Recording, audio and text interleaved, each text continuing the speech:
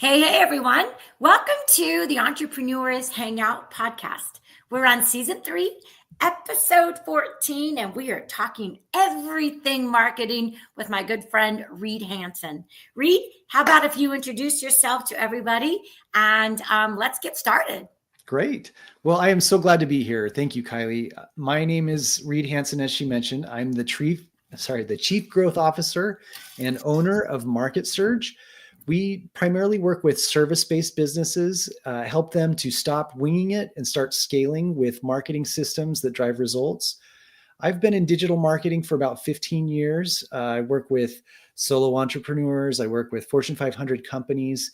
And I've learned that most companies don't have a traffic problem. It's usually a lead management and conversion problem.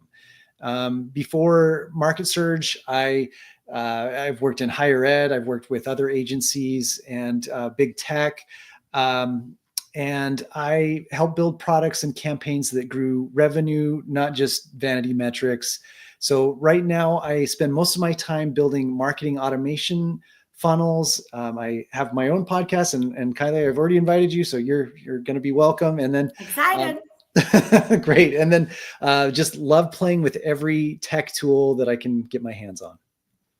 I like that.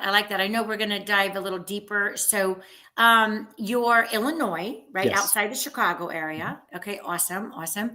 And I'm excited about your podcast. I think everybody should have one. If they've got a voice and they've got a topic, I think everybody is. It's an amazing way to get content, Absolutely. So that is great. So let's dive in a little bit to I like the idea of talking maybe about tech stack, Sure. where we get a lot of people in the digital marketing space. And just so it's like Reed and I have a lot of crossovers, right? So this would be great information for everybody, which is like trying to figure out what maybe system can work for people, because I think people get so overwhelmed, especially like your job as an entrepreneur is to sell and to go out and find more businesses and to go find out more, customers, but you're selling yourself.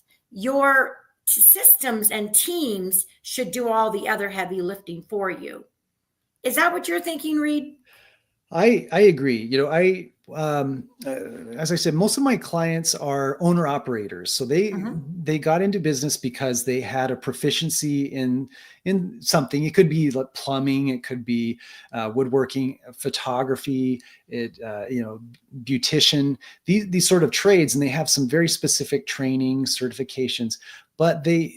But what is typical of most trades and businesses of this sort is that it doesn't come with marketing training. And a key problem we see over and over again is, say, a plumber's got his hands down a drain pipe to doing his work, and the phone rings. Like, it is physically impossible for this plumber to answer this lead. This lead, and so we have tools that help automate the response and the follow through of the sales process to help owner operators, help various businesses be able to manage the sales part of the business without sacrificing the high level service they offer.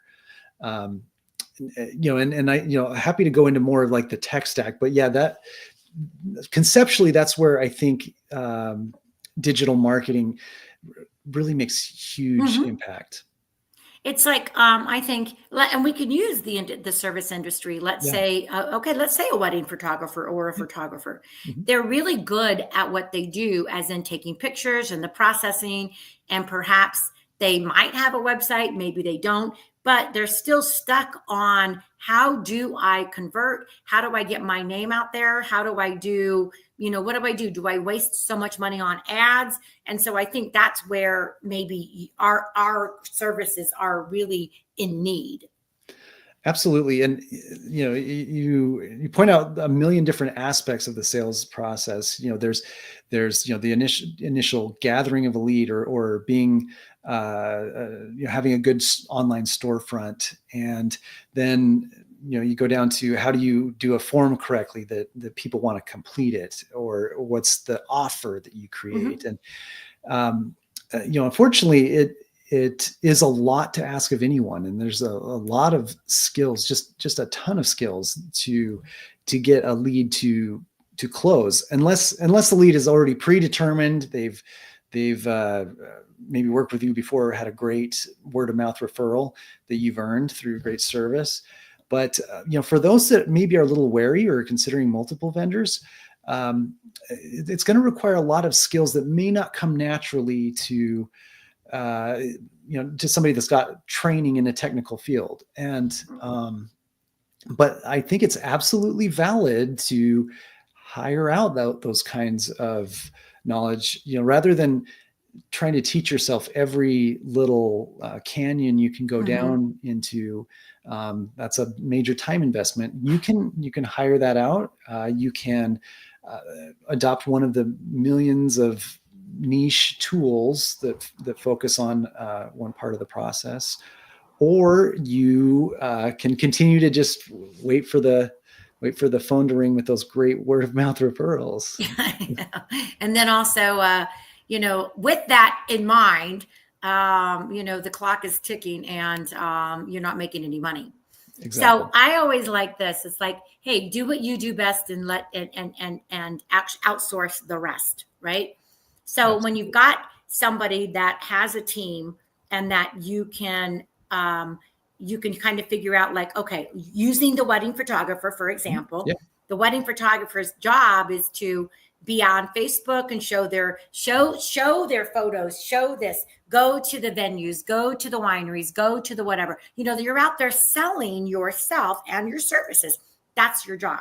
That is what your job is. It is not to say, how am I going to get people in my funnel asking this question, or saying, yes, I'm ready, or bridal questions, or what kind of thing, or when are you ready? That kind of thing. So I think our job is to try to make that easy for that wedding photographer. Yeah, 100%. It's I think even this example, we could show that a wedding photographer may not totally understand why people are coming to them, the individual wedding photographer. Like they may not completely grasp, like, what is the essence of why I offer value. And one thing we could do is start at the beginning and say, like, well, let's understand, let's read your reviews, let's talk to your happy clients, even your unhappy clients, and see what are the common themes. And because sometimes it's just hard to look in a mirror and see the accurate, your accurate brand. You've got to sometimes have an outside voice or outside perspective to really draw that out. For years when I was in my 20s and gradually my hair was thinning, and I was just in denial. And then finally, my lovely wife, she's like, why don't you try a buzz cut? And it was, and finally, it just like, it clicked of like, oh, that's my identity now, and since then it's, I think when I accepted it, I kind of owned it. So. That's funny. So you know what, this is actually a good topic, reviews, because I know, I think everybody struggles with reviews. I mean, I really think that everybody does struggle with reviews, especially service-based businesses. How would you suggest people, like if you had to tackle one problem, it's let's say reviews, how would you suggest companies, like, how can they get better reviews? How can they tackle their review problem? Well, so the one approach you can take is to ask everybody for a review, but you don't do. It's not as simple as just like, oh, I'll remember after every delivery to ask for a review. That puts extra load on the business owner. I would suggest an automated process that when the sale is complete and marked in whatever system, whether it's a CRM or a delivery system, that something is triggered. And I would say best done over SMS. You send a link to review directly on Google or Facebook. And now that's like one very basic. The next level up is there are softwares that present a review page, like a review landing page. Mm-hmm, And this is even better. I would say probably most businesses should look at this, because these pages will allow you to, if they give you a 5-star review, it sends them directly to Google Reviews to submit that. A 1, 2, or 3-star review, that gets funneled somewhere else, that it doesn't redirect them to the public facing reviews, and it directs you to some format that you can dialogue with the client and understand what went wrong. So hopefully you can prevent those reviews to go public. You can address those directly with the client. right. And then one other thing I would add too is to be responsive is very critical. When you have negative reviews on your service, on your Google business page, which is expected. I think most people look at a business and they try to scroll down to a negative review just to see what are some pitfalls. Yeah, it's going to happen. Period. Right. It's going to happen. Right. If you do enough business, you're going to get something negative. So don't be in shock. Don't oh my God, cry. Well, you can cry, but you got to get over it. Yeah. And you got to just figure out what went wrong and try to fix it. And do just do a nice reply on what maybe did go wrong. Yeah, and that's exactly where I was going. Is the response there can turn a 1, 2, or 3-star review if you respond politely and with genuine empathy. That turns it into a positive, a net positive. That you've addressed it. That reminds me of the funny story. Restaurant here in town, which we actually like and have always had a good experience on. Just curious, one day I was scrolling through the reviews, and there was one that said 1-star review, and it was just a rant. It said, like, I don't know if this restaurant is, like, if they're not washing their hands or whatever, but I was in the hospital all night with some stomach virus and I got food poisoning, and sure enough, it was a lengthy review detailing like how dehydrated they were, and then the response from the restaurant was, feel better. Oh, no. I don't think that counts as empathy. I think that is maybe a little tone deaf. Oh no. Yeah. Oh boy, that'd be hard. I'm just going to say, okay, a funny thing is I have several Airbnbs, and it's short-term rentals, and Airbnbs, their 5-star reviews, their reviews are way much important than, for example, VRBOs. Absolutely. And, you're not going to please everybody. You're just not. And so I learned to not be reactive, to be proactive. And I've gotten loads and loads and loads, mostly all 5-star reviews. But sometimes you're just going to get, I call it a wackadoodle, right? That's just all there is to it. Yeah. Guess what? My Airbnb in Arizona, yes, we do have ants. It's Arizona. We have some ants. But, that's the thing. So be proactive to your reviews, to the bad reviews. Okay. So now let's talk a little bit about I like the idea of going down that route of using an app or on your invoice to say and suggest, hey, Reed, thanks for the service. Could you review us? Yes. Yeah. Well, and so there's several different mechanisms you could use. You could have a QR code that's very visible if you're in a face-to-face setting. A lot of people like to scan those and use those links. But if you are able to, I recommend this for all small businesses, to have some form of automation. At our business, we use Go High Level. There's others like HubSpot and ClickFunnels that you can use. Serves a very similar purpose, but they enable you to diagram out, well, what's my trigger? What's the event that happened, and sale was closed or service was delivered, and then it gives you steps and potentially even branches, like service was delivered, and maybe a branch was they were super happy with the service, or a branch was they were very unhappy with the service, and you funnel the review requests accordingly. but you can, within these systems, you can send texts directly, emails directly, and definitely a technology that helps owner operator to keep things moving while they're working or handling other parts of the business. Yeah, I agree. Systems are important, and somebody that thinks that they can do everything on their own is sadly mistaken, and you're actually costing yourself loads of money. Right. And these tools, and I really teach and preach this. It's like you cannot run a business on free tools. Can't. Sorry, you're going to have to pay for some stuff, just like paying for services that helps you make money. Right. And those are yes, there are some free things. Yes, there are some free, 14-day trials, which is awesome.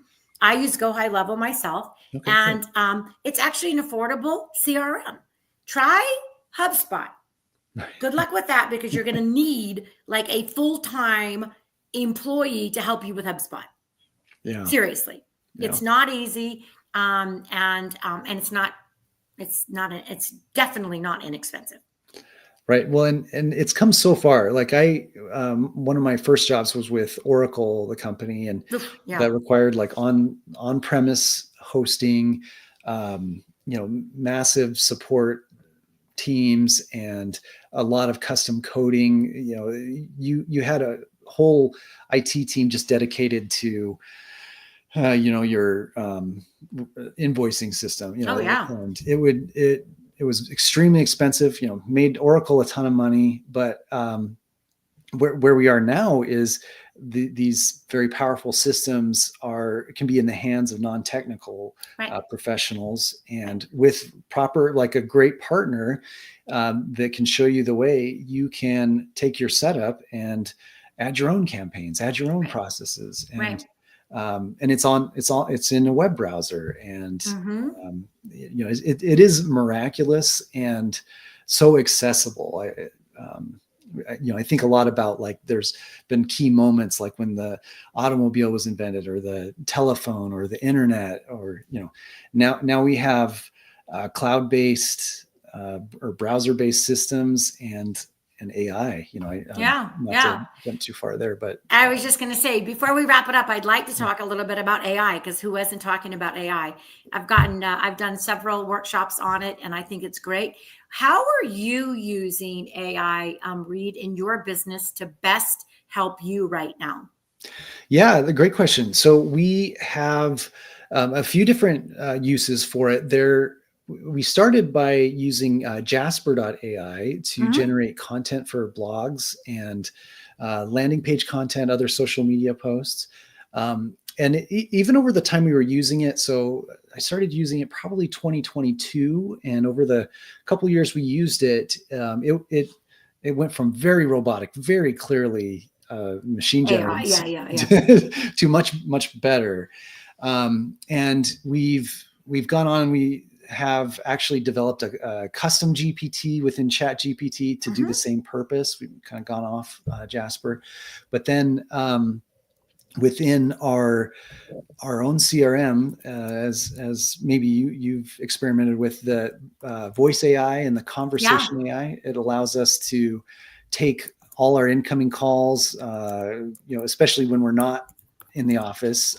We have a voice bot that answers, and she's pretty good. We named her Erica, and she's been booking me appointments for us. So that's awesome. I like it. I'll have to look at that one. That's a great one. Yeah. We've been using a lot of it with doing videos and stuff, like videos, tutorials, demos, that sort of thing. The nice thing about it is I think a lot of agencies could say, hey, Kiley, hey, Reed, are you worried that AI is going to replace y'all? Right? Yeah. And I'd love to hear your answer. Go ahead, you first. Yeah, well, for now, I'm not. One other cool avenue I've gone down is I found this platform called Cursor, which is what it enables you to actually build full apps. I can go the full direction to build like a iOS app, and it. I remember getting stuck. It would give me a list of like, okay, you need to do these 5 things to complete. And I was just sitting there thinking like, okay, do I Google this step? And then I actually said, well, can you show me how to do it? And it said, sure, I'll give you more detail. And then I'm like, could you just do this? And it like, Yeah. and it does a bash implementation, and it just did everything. It opened up an account on Firebase, and you know, it was like going through and creating folders on my system. So it was, you know, the coding part of that really excites me. Yeah. And I would say, so I always, I think I get this question a lot about AI, and I would say that the AI is empowering to non-technical professionals, and it relies on the quality of the prompts and inputs we can give it. Mm-hmm. So it's almost like we can stop learning or spending a lot of time learning technical skills, learning different codes or techniques. But we need to refine our ability to like be creative and think of different applications of technology, because like I said, with Cursor, with these other AIs, it's self-perpetuating. Like we give it the instructions and it can do it. And that's where the human mind is we're still ahead of AI. And I think there's still opportunity. Yeah. So in my opinion, it's like this. I'm not afraid to have people like, oh, you know, use the AI or to help them to do it, because is it going to replace us? Absolutely not. You know why? Because you still need a real person to say, hey, listen, I've been there. I've done that. I've been to your shop. I've been to your website. I know what you need. And here, let's talk about these real problems. Now, let's also have it so that AI is, you know, let's use AI to make it so that it's easier for us. Yeah, that's it. But it's not going to be thinking what we're thinking, because it still needs the prompts. So now, would I need a prompt when I'm sitting here face to face with a client? No, I'm not going to need a prompt. I have my own head. I can see what you need, or I can hear what your pain points are. I don't need a prompt. I'm going to go prompt my ChatGPT because she's my best friend. Right. Exactly. That's awesome. That's awesome. No, very exciting. And even just from the technology standpoint, it's just every day there's some new development that is, you know, mind-boggling. It is. It's crazy stuff. It's crazy. I love the technology part of it. And you know what? I know best. And I also have a team that does the rest, right? So I am not a detailed person. Please do not write me, you know, a very long email. I'm not going to read it. That's the truth. I like bullet points. That's just how I am, you know? And so I'm a big picture person, not a detailed person. You probably are a detailed person. And so isn't that great where you get the best of both worlds, but you've got team that help with the rest? Yeah, absolutely. And, you know, like you say, it's a good, you have to be self-conscious of your strengths and weaknesses, and there's no need to try to turn all your weaknesses into strengths. That takes a lot of effort when you can divide those across a team where you complement each other. Yeah. So let's go divide and conquer. Yeah. Exactly. Hey, Reed, thank you very much. Thank you. You guys, thank you very much for listening to the Entrepreneurs Hangout. You're going to have all of Reed's information on the show notes. And Reed, I can't wait to be on your podcast. And let's really, really help people grow and scale their businesses. If you'd like to be a guest on my Entrepreneurs Hangout, pop me a message. You can find me on all the channels, and I would love to have you as a guest. Bye for now.